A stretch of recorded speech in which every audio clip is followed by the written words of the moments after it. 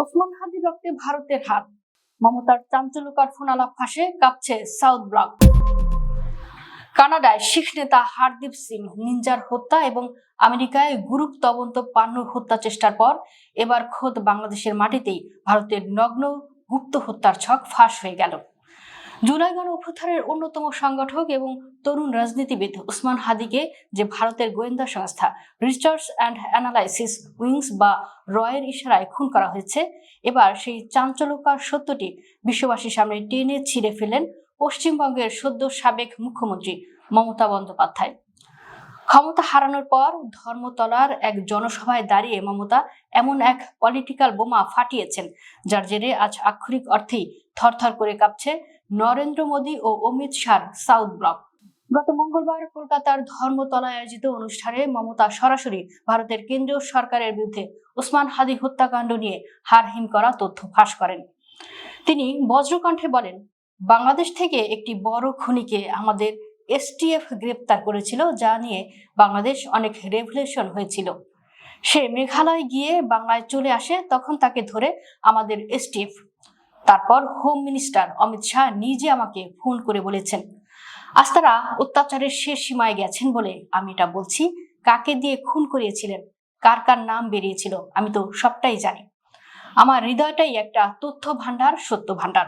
মমতা স্পষ্ট করে দিয়েছেন যে তিনি বাংলাদেশের মানুষের ক্ষোভের কথা ভেবে এতদিন নাম বলেননি, কিন্তু তার এই ইঙ্গিতপূর্ণ বক্তব্য প্রমাণ করে যে ওসমান হাদির ঘাতক ফয়সাল করিম মাসুদকে রক্ষা করতে খোদ ভারতের স্বরাষ্ট্রমন্ত্রী অমিত শাহ মমতাকে ফোন করেছিলেন।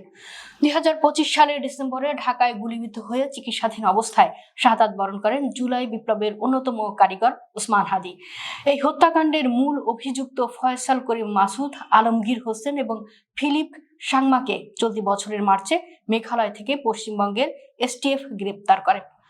বাংলাদেশের সিআইডি ইতোমধ্যে ফরেন্সিক ও ডিজিটাল তথ্যের সমন্বয়ে এই হত্যাকাণ্ডে একটি সুপরিকল্পিত আন্তঃদেশীয় বা ক্রস বর্ডার অপরাধমূলক যোগসূত্র শনাক্ত করতে সক্ষম হয়েছে। রাষ্ট্র সংস্থার আন্দোলনের প্রধান সমন্বয়ক হুসনাত কায়ুম চরম ক্ষোভ প্রকাশ করে বলেছেন, এর আগে বলেছিলেন প্রণব মুখার্জি, এবার ইঙ্গিতে বললেন মমতা ব্যানার্জি। এটা বন্ধু রাষ্ট্র হলে শত্রু রাষ্ট্র কেমন হবে?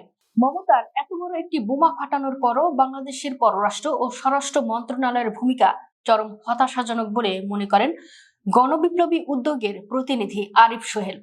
তিনি আক্ষেপ করে বলেছেন, ভারত ও বাংলাদেশ সরকার যে কোনো মূল্যে পারস্পরিক সম্পর্ক নরমালাইজড করার চেষ্টা করছে বলেই এমন একটি নগ্ন হত্যাকাণ্ডের পরও কোনো শক্ত কূটনৈতিক প্রতিক্রিয়া দেখানো হচ্ছে না।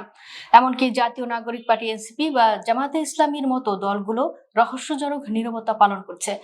আজ বিশ্ববাসী পরিষ্কার দেখছে যে ভারত বিশ্বমঞ্চে নিজেকে গণতন্ত্রের আধার বলে দাবি করে, সেই ভারত আজ কানাডা থেকে শুরু করে বাংলাদেশ পর্যন্ত রাষ্ট্রীয় গুপ্ত হত্যার এক জঘন্য মাফিয়া রাষ্ট্রে পরিণত হয়েছে। মমতা বন্দ্যোপাধ্যায়ের এই ফাঁস করা তথ্য প্রমাণ করে দিল ওসমান হাদির মতো তরুণ বিপ্লবীদের রক্তে মোদী সরকারের হাত সরাসরি রঞ্জিত।